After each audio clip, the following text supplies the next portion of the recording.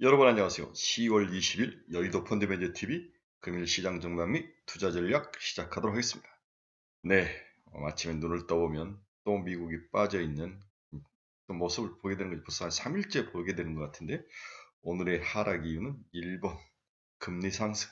참 이제 가지가지하죠. 그렇죠? 예, 영국이 트러스 총리가 44일 만에 사임을 하면서 역사상 최단기간에 총리로 마감을 했는데 이 바톤을 받아서 일본이 또 새로운 글로벌 시장의 골칫거리로 등장을 했습니다.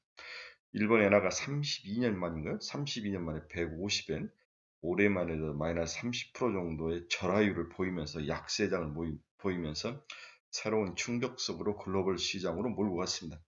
일본과 중국의 환에 관련된 문제는 한국 시장과 너무 많은 연관성이 있죠. 세 나라가 글로벌 시장에서 크게 경쟁하는 관계이기 때문에 각 나라의 환율 변화나 환율 전략과 정책은 수출이라든지 경제에 큰 영향을 미치기 때문에 우리도 집중을 해서 일본 엔화 사태를 지켜봐야 될 것 같습니다. 자, 오늘 아침은 가지가지 한다. 일본 가지가지 해. 이제 영국, 일본 글로벌 빅 고래들이 이렇게 처참히 무너지는 것은 한편으로 우리가 우상으로 생각했던 애들이 설득없이 무너지는 거죠. 이런 일본의 이 싸가지 없음, 가치 없음을 가지고 왜 일본에 저렇게 좋아하는 정치인들이 많다는 게 참, 좀 기분이 그렇죠? 네. 얼마 전에 유튜브를 보니까 일본을 우리 일본이라고 표현하는 정치 리더들이 몇 분 계시더라고요. 네. 화난 일입니다. 자, 오늘 시장 한번 같이 천천히 뜯어보도록 하겠습니다. 네. 구독, 좋아요 많이 눌러주십시오. 금일시장 키포인트 한번 봅시다. 엔화가 문제다. 오늘은 엔화가 그리고 무서운 금리 상승이 시장을 박살을 냈다. 장 초반에는 올라가다가 마지막에 밀어버리는 그런 모습. 그나마 막판에 살짝 돌려놓으면서 끝난 것은 그나마 다행인 것 같습니다. 지속 중인 연준 총재들의 강성 발언. 오늘은 이제 필라델피아 연은 총재의 발언이 또 시장에 악재로 작용을 했습니다. 그나마 필라델피아 반도체 지수는 소폭 상승하는 마감을 했네요. 어제도 살짝 상승을 했는데 어제 한국 주식시장은 전혀 반응치 않죠. 여러 가지 한 문제가 고비를 넘어가면 또 한 문제의 고비가 나타나는데 며칠 이틀간가 반짝 상승해서 우리가 바닥을 찍었을 거다라는 이런 이제 기대감을 가지고 이제 살짝 올라와서 옆으로 기거나 이런 행보장세를 했는데 또다시 무너지는 모습을 보면서 시장이 얼마나 얕은 수급을 가지고 있는지 그리고 우리의 지식과 우리의 예측 능력이 이거밖에 안 되나 그런 자괴감에 빠지는 그런 요즘이었죠. 그렇지만 우리도 힘을 내고 용기를 냅시다. 시장이라는 것도 우리가 예상과 항상 반대로 가니까 모든 사람들이 다 경기 침체 안 된다, 불안하다, 망할 것이다 이야기할 때가 항상 바닥이었다는 사실을 꼭 머릿속에 기억을 하십시오. 모든 사람들이 똑같이 예측해서 그대로 가는 케이스는 경제 역사상 거의 없습니다. 네, 오늘 새벽에 끝난 미국 주식시장을 보면 다우는 0.3%, 나스닥은 0.61%, S&P 500은 0.8% 하락을 하며 마감을 했네요. 다행히 유럽 시장들은 반대로 상승하면서 마감하는 그런 모습을 보였습니다. 전장에 좋다가 장후장에 무너지는 그러한 모습. 그러나 살짝 막판에 돌려놓는 그런 모습은 보이는 아, 아주 세밀한 것에 이렇게 정신 집중할 때는 아닌데 여러 가지를 보게 되는 그런 한숨이 나온 아침입니다. 네, 영국 보수당이 이제 콩가루가 될 것 같은 거예요. 트러스는 44일 만에 총리가 사퇴를 했다. 내각제의 장점은 책임을 지고 빨리 사퇴를 한다는 거죠. 네, 역대 최단 5명을 쓰고 있다. 차기 총리는 여러 장관들의 이름이 나오던데 하원 의장 이름도 나오고 누가 나오든 쉽지 않을 것이다. 이 아사리장을 수습하는 데는 리더십이 많이 필요할 것 같은데 보수당도 이제 맛이 가고 있는 게 아닌가 그런 생각이 듭니다. 미국 10일 국채금리가 4.2까지 올라왔습니다. 뒤에 잠깐 다루도록 하겠습니다. 2008년 이후에 처음으로 4.2까지 올라왔습니다. 오늘은 일본이 엔화가 150엔이 붕괴가 됐다. 외환시장 대응이 준비되어 있다. 이렇게 일본 고로다라는 이야기를 하고 있는데 일본 쪽 뱅크 오브 재팬 이야기를 하고 있는데 외환시장 대응은 준비가 돼 있다 이렇게 이야기를 하고 있는데 일본은 의도적으로 지금 디프레이션을 벗어나기 위해서 이들이 인플레이션을 지금 유발하는 그런 국가라고 볼 수 있는 거죠. 네, 우리랑 상황이 다르다 이렇게 볼 수 있는데 이게 너무 과할 때는 자국 통화의 가치가 떨어지고 수출 경쟁은 있을 수 있을지 모르지만 소비가 좀 감소하고 어떤 부작용도 굉장히 많죠. 무엇이든지 급격하면 항상 부작용이 있는 거죠. 부동산도 DS에서 우리 PF 150조 너무도 과하면 항상 부작용이 있죠. 필라델피아 연은총재가 패드 물가 억제 실패하고 있는 것 같다. 긴축 정책을 지속해야 된다. 이렇게 또 강성 발언을 하셨습니다. 10월 필라델피아 연은 제조업 지수가 마이너스 8.7을 기록하며 위축세를 지속하고 있다. 미국 주택담보대출금리가 6.94까지 올라왔네. 20년 내 최고이다. 7% 찍을 것 같네요.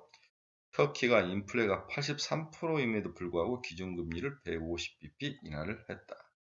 댄 나일스라는 사람은 미국에서 기술주 분석의 대가인데 베프 베조스죠? 베조스. 네. 베조스 아마존 회장이 경기 우려에 대해서 어제 이야기를 하면서 시장에 큰 어떤 반향이 있었는데 아마존 자체의 매수를 자제해야 된다. 아마존에 대해서 또 유탄이 또 글이 날라갔네요. 그렇습니다.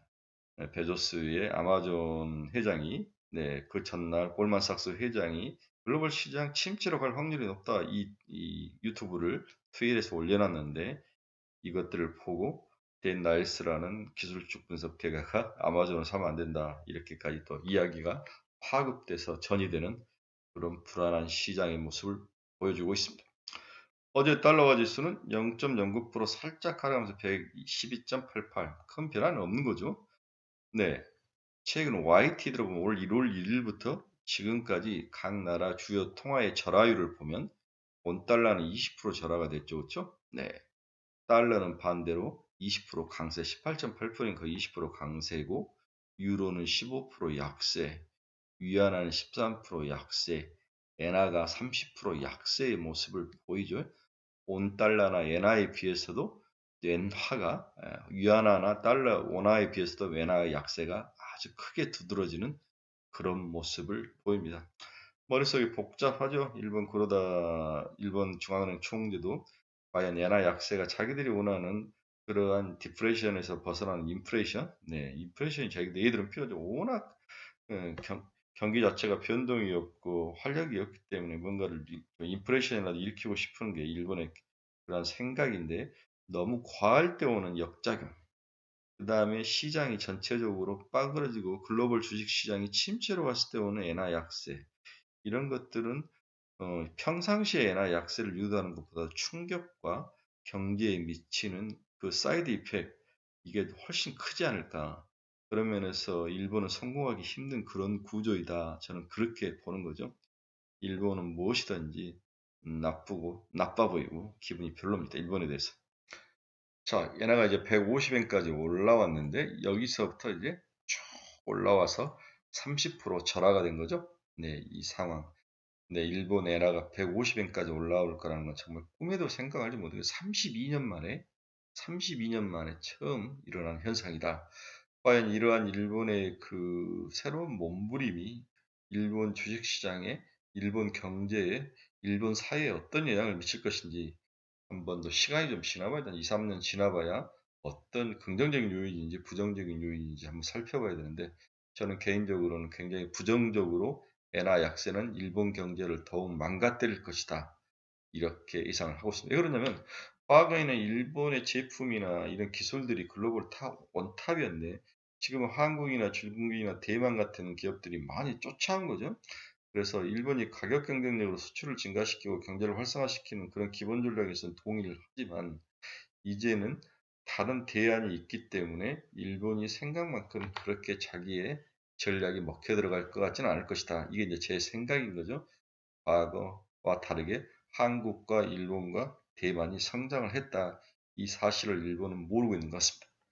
네, WTI는 86달러까지 살짝 올랐네요. 이 올라간 이유가 늘 이제 중국 이야기라는데 중국이 코로나 격리를 10일에서 7일로 격리 기준을 좀 줄이고 관광객을 받겠다 이렇게 이야기하면 이제 중국이 문호를 개방하면 이제 경제가 활성화되고 사람들이 많이 돌아다니고 이러면은 또 연료를 많이 사용할 수밖에 없는 그런 구조가 되는 거죠. 이런 단순한 논리로 다시 천연가스라든지 천연가스는 계속 빠지고 있는데 WTI는 오르는 그런 모습이 오늘 새벽에 나타났습니다. 반대로 천연가스는 여전히 2.23% 하락해서 5.34달러까지 하락을 했는데 LNG로 움직이는 배들의 그 운임 가격이 최근에 오르기 시작했다는 거죠. 그렇죠? 네, 유럽 애들이 주로 많이 이 배를 사용하면서 물동량을 증가를 시키고 있는데 운임이 오르고 있다. 이 이야기를 하고 있는데 천연가스 가격은 5달러는 깨지지 않게 보입니다.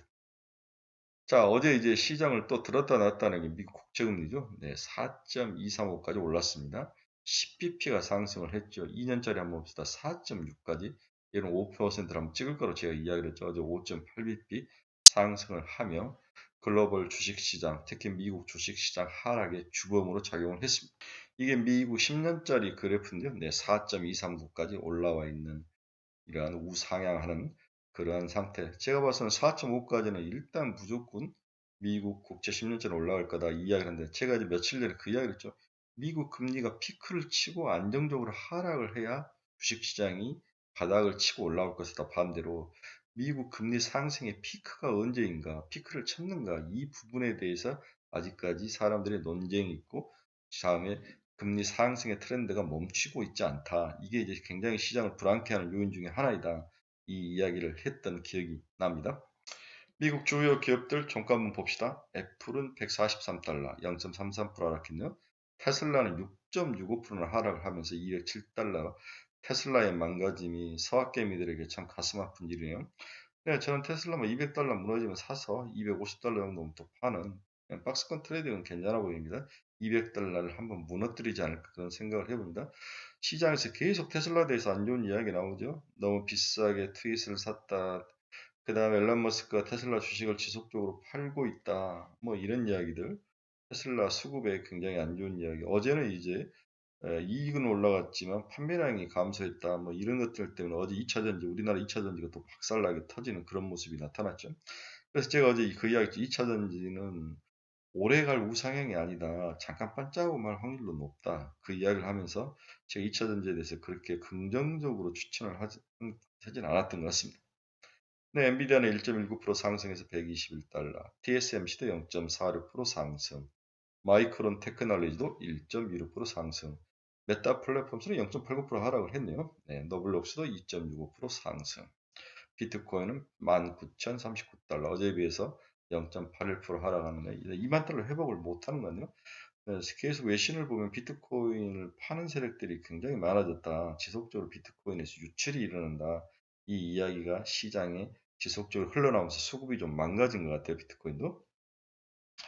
자, 어제 한국 시장에서 이제 부동산 PF가 나타난 거죠. 자, 그럼 부동산 PF는 뭐냐? 이 굉장히 어려운 프로젝트인데, 그 다음에 시행사와 시공사가 SPC를 세워서 부동산에 들어간 토지 매입 자금, 사업비, 사업관리 이런 자금을 대출을 받아서 뭐 부동산을 프로젝트를 완성을 시켜서 그 사업 가치로 나중에 여기서 이자를 받아먹거나 아니면 만들어서 분양을 다 한다든가 아니면 나중에 3, 4년 후에 이 건물을 팔고 나오는 그러한 엑시트 전략을 사용하는 건데 과거와 달리 이 금융기관들이 안정성을 확보하기 위해서 여기에 관련된 증권사들의 신용보강이 들어가는데 채무를 인수해주거나 지급보증을 해거나 미분양 담보대출을 해주나 이렇게 해주면서 돈을 벌었는데 이게 저금리 상황에서는 이게 이제 돈이 짭짤해서 증권사들의 수익원의 가장 큰 부분을 차지했죠.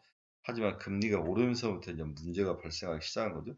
특히 이제 4, 5년 전에, 3, 4년 전에 만들었던 이 프로젝트를 빠져나와야 되는데 인건비가 올라가고 생각보다 비용이 많이 들고 분양도 잘 되지 않고 만들어진 건물이 엑시트도 안 돼서 건물 가격 자체가 하락하고 이러한 것들이 이 스파이럴하게 연계되는 거에 이제 춘천에 있는 레고랜드에서 이제 박살이 난 거죠. 네. 레고랜드가 이제 SPC를 세워가지고 강원개발공사가 ABCP를 발행을 해서 거기에 지급보증을 서주면서 국채와 같은 튼튼함을 줬는데 갑자기 강원도가 이제 자빠진 거죠, 그렇죠? 예, 이건 뭐 있을 수 없는 거예요. 국가기관이 책임을 져야 되는데 그렇게 하면서 문제가 크게 발생하면서 전 증권사들이 가지고 있는 PF에 그다음에 캐피탈, 그다음에 저축은행들이 들고 있는 이 모든 것들에 대해서 부실에 대한 징후, 이것들이 건설, 철강 뭐 이런 쪽으로 다 연계가 되면서 시장이 망가지는 그런 연쇄작용. 이제 우리가 제일 두려워했던 크레딧 리스크가 바로 전이 되는 거죠. 그렇죠? 네. 가장 금융시장의 악재 중에 하나가 크레딧 리스크입니다. 이 크레딧 리스크에는 기업 크레딧 리스크와 국가 크레딧 리스크 두 개가 섞여 있는데 국가는 지금 영국과 일본 뭐 이런 나라들이 크레딧 리스크는 아니지만 흔들리는 모습이 나오고 기업들 중에서는 개별 기업이 아니라 부동산이 먼저 무너지는 그러한 상황. 생각보다도 복합 요인, 복합 구조적인 경기 침체, 주식시장 침체의 상황이 나타나고 있는 것 같아 좀 걱정은 됩니다. 자, 모든 경제지표 분석을 제외하고라도 시장이 너무 약한 수급을 가지고 있으면 어제 최근 며칠간 여실히 느껴지죠. 수급이 얇고 시장을 리딩할 테마주 또한 부재하며 글로벌 시장에서 영국, 일본 순으로 빅고래들이 무너내리는 상황이 연속됨에 따라서 당분간 쉽지 않은 장이 이어질 것으로 전망이 된다. 일본 엔화 약세로 인한 충격은 한국 시장에도 악영향을 미칠 것으로 보여 걱정이 앞선다. 일본이나 중국의 불행이 반대로 우리에게는 행복한 상황이 아닌 서로 연결되어 있고 관련도가 높은 상황에서 부정적으로 함께 작동할 가능성이 높아 보인다. 오늘은 우리가 일주일 중 제일 수급이 거지 같은 금요일장이죠. 무조건 조심해야 될 하루이다. 당분간 시장을 돌려 세울 모멘텀이나 계기가 없어 하락 장세는 더 이어질 것으로 보인다. 유일하게 시장을 돌려 세울 것은 11월 8일이죠. 남아있는 미국의 중간선거 결과이다. 과거 40분의 중간선거 결과중 37번이 야당이 승리를 했다는 거죠. 그래서 원래 중간선거는 여당의 무덤이었는데 현재 판서로는 민주당의 하원의 과반수를 사수할 수 있을 것 같다. 210몇 표가 이제 과반수인데 공화당이 220표를 넘게 얻으려다가 지금 한 5, 6석을 뒤로 밀리는 것 같아요. 상원에서는 소폭이나마 승리가 전망된다. 또 주지사 선거까지 3개가 함께 붙어있죠. 그래서 생각보다는 그렇게 민주당에 불리한 상황은 아닌데 이제 CPI가 굉장히 중요한 역할을 하지 않을까. 미국은 13일 날 발표될 CPI는 그 YY로 발표된 일반적인 CPI는 좀 내려가겠지만 코어 CPI, 에너지 가격과 식품 가격을 제외한 코어 CPI는 여전히 살짝 보합이 되거나 밀리진 않을 것이다. 그 원인은 전부 주택 가격이 그다음 렌트비라든지 이 모든 것들이 크게 내려오지는 않고 있다. 자가 주택 가격. 근데 어제 제가 이야기 해드렸죠. 네. 이 가격, 자기가 집을 가지고 있는 것들을 렌트로 내놨을 때 너는 얼마를 받고 싶냐. 이거에 대한 가격 지수도 는다는 거죠. 좀 독특한 케이스인데 이런 것들이 크게 빠지지 않는 상황이다. 식품 가격도 여전히 높은 상황이다. 이런 면 때문에 코 CPI는 식품 가격이 물론 들어가지는 않지만 그렇게 내려올 상황은 아닌 것 같다. 그나마 무너지지 않고 잘 버티는 것은 기업 실적이죠, 최근에. 오늘 방금 나온 것은 스냅이 또 문제를 또 일으키는 것 같아요. 스냅의 분기 실적이 또 나락으로 떨어지면서 관련주들, 로블록스, 앱, 그다음에 메타 플랫폼, 뭐 구글, 뭐 메타 플랫폼스가 페이스북이니까 이러한 것들이 연쇄적으로 주가가 하락하는 모습이 나타나고 있다. 장 끝나고. 예. 네, 이러한 것들이 아주 오늘 모두 부정적으로 시장에 하나로 버틸 수, 나와 함께 버무려져서 나올 거다 이런 생각을 했는데 한편으로는 이제 어제까지 조정을 받았으니까 오늘 정도는 우리도 살짝 더 돌려 세울 그런 가능성도 좀 있긴 있습니다. 많이 급하게 부익 잡은 데는 없겠지만 약보합 수준에서 마감할 그런 가능성도 있다. 이러한 것. 어제 외국인들이 막 팔다가 물론 이제 막판에 이제 많이 줄였는데 그렇지만 모처럼 이제 전체 끝나고 나온 숫자에서는 14일 만에 외국인들이 매도로 나서는 매도 숫자가 찍히는 그런 것들이 좀 불안한 모습이다. 수급에서 유일한 버팀돌이었던 외국인들. 삼성전자, SK 하이닉스만을 주로 사는 그 외국인들 자금의 속성이 뭔지는 모르겠지만 약간 불안한 기가 시장에 담겨져 있다. 뭐 오늘은 결국 조심하고 주의하라는 이야기죠.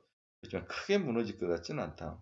종목은 뭐가 갈지 저는 뭐 최근에 제가 이제 종목 이야기, 종목 분석을 거의 안 올리죠. 솔직히 모르겠어요. 어느 게 갈지 자신감도 없고 2, 3일 하고 바로 무너지는 순환매 장세에서 30년 펀드 매니저가 할 수 있는 일은 거의 없는 것 같아요. 네, 이런 어려운 장세입니다. 그래서 우리 주린이 분들 고민이 요즘 너무 많죠. 제가 새벽 한 5시 10분, 20분에 글 올리면 그때 댓글 다신 분들도 되게 많으세요. 그만큼 생각이 많은 날들이 지속되고 있다. 고민이 엄청 많은 거죠. 예. 이 고민이 건강을 해치지 않을까 걱정되는데 저도 약간 좀 힘든 요즘 나날입니다. 하지만 우리 카페 친구들이 있고 또 블로그 친구들이 있고 우리 유튜브 친구들이 저의 좋은 또 모멘텀이 되고 제가 지치지 않게 하는 좋은 동기부여가 되기 때문에 열심히 해볼 생각입니다. 여러분 주말입니다. 우리 용기 잊지 말고 열심히 화이팅 합시다. 어제 이제 제가 우리 스터디 모임 광고가 있었는데 어느 한 친구분이 오시겠다고 해서 너무 반가웠는데 혹시 우리 친구분 중에서 내일이죠. 내일 12시 20분부터 4시까지 여의도 정경래관 2층 루비올에서 스터디 모임이 있습니다. 네, 3명의 강사가 전부 업계 최고의 강사들이죠. 와서 시장 전망, 종목 분석 이런 것들을 해드리니까 그래도 이 아사레장에서 내가 뭔가를 하고 싶다, 공부를 하고 싶다는 분은 오십시오. 네, 댓글로 남겨놓으시면 됩니다. 무료는 아닙니다. 유료는 돈이 한 10만 원 정도 비용이 들어가니까 그 부분 기억하시고 되게 뭐 절차는 간단합니다. 자, 이럴 때일수록 많이 공부합시다. 공부하고 밑빠진 독에 물을 계속 채우는 그런 부지런함과 끈기, 그러한 노력이 필요한 게 주식시장이지 않을까 그런 생각이 듭니다. 최근 저는 유튜브 쇼트에서 이제 피터 린치 것을 어느 분이 계속 쇼츠로 만들어서 올렸는데, 물론 뭐, 피터 린치의 이야기를 요약을 해보면, 자기는 이런 하락장을 두려워하지 않는다. 이 금융시장 역사에서 이런 하락장은 늘 있었다. 그 하나이지 좀 딥일 뿐이지 또 이겨내고 반등해서 올라온다. 이것을 강조하기 위해서 만들어 놨는데, 또 법시회사에 의해 우리 최고 부자님들 것도 올려놨는데 일변 단편적인 거죠. 큰 시장적으로 보면 피할 수 있으면 피하는 게 맞지 무턱대고 지속적으로 들고 가는 것은 또 그것도 방법은 아닌 것 같아요. 여러 생각이 머릿속에 스치는데 자, 여러분 유튜브에서 피터 린치 제가 제일 사랑하고 존경하고 좋아했던 피터 린치의 유튜브 과거 것이나 한번 보시기 바랍니다. 여러분들 멋지고 즐거운 주말 되시기 바랍니다. 네, 일요일에 뵙겠습니다. 감사합니다.